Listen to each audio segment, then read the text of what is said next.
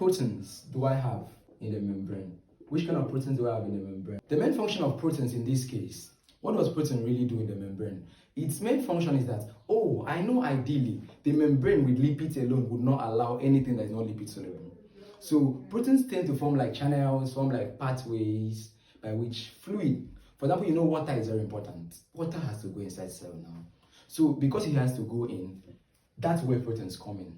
Oh, other substances are soluble in water, the nutrients we take and the likes, they have to also go in. And that's where proteins come in. I believe we understand. So we go in, the kind of proteins we have are majorly intrinsic. Intrinsic proteins are also called integral proteins.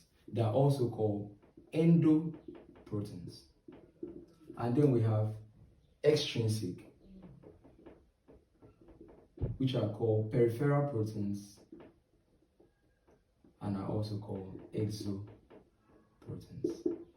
So primarily here we have intrinsic,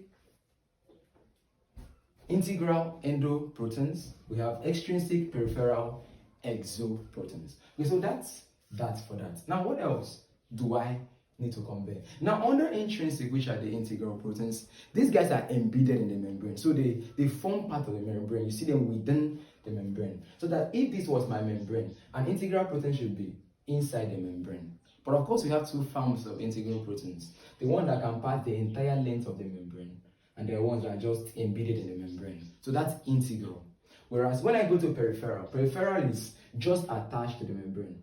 So either on the external or on the internal. Most times they are attached to integral proteins, so don't get me wrong. So now that is about peripheral proteins. So observe integral within, intrinsic within, extrinsic or peripheral just on the periphery, and most times attached to integral proteins.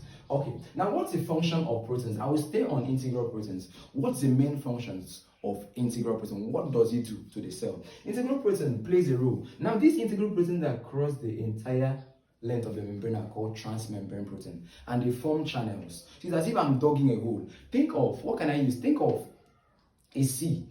A sea. I want to go above the sea. We know we are not, in this case, we cannot walk on water.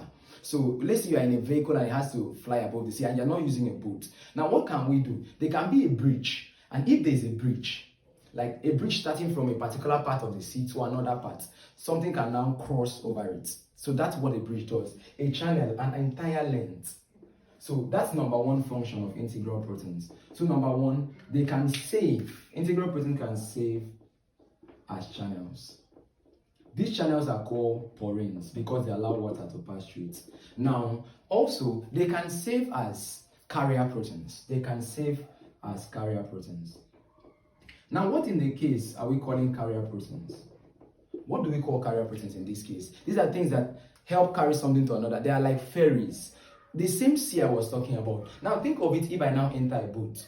Now, there is no mainland for me to cross, but I'm entering something. By the time I enter the boat starts moving. You know, the boat is not long. It's not the length of the sea, but it will start moving and moving and moving and carry me gradually to the other side. So that's what happens in the case of carrier proteins. So they just pick the guy, carry him to the other side. Okay, then and other things, they can also save. Please, all these is integral proteins. They can save as receptors. But in this case, they save as receptors for water-soluble substances. Example, I could use peptide proteins, for example. So when peptide proteins come, they cannot enter the membrane and do the action, so they bind.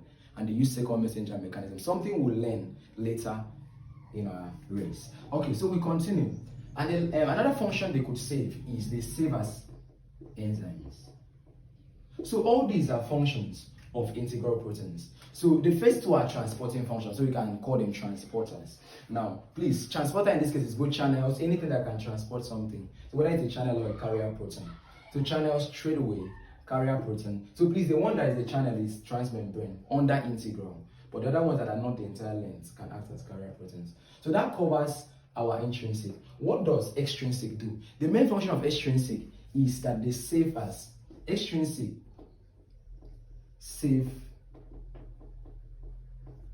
as enzymes, and then they can also save as carrier. They can also save in transport. So they play a little role in transport. That is That's what they have in common. Peripherals can also play a role in transport. I want to carry something in. The peripheral can be the one binding and pushing him in. So they help to transport things, peripheral. Whereas my first guys, which are the intrinsics, they mainly do channels, that's transmembrane, carrier protein, receptors, and enzymes. These ones are mainly enzymes, then they can assist integral in transport of things. So that covers the function of proteins.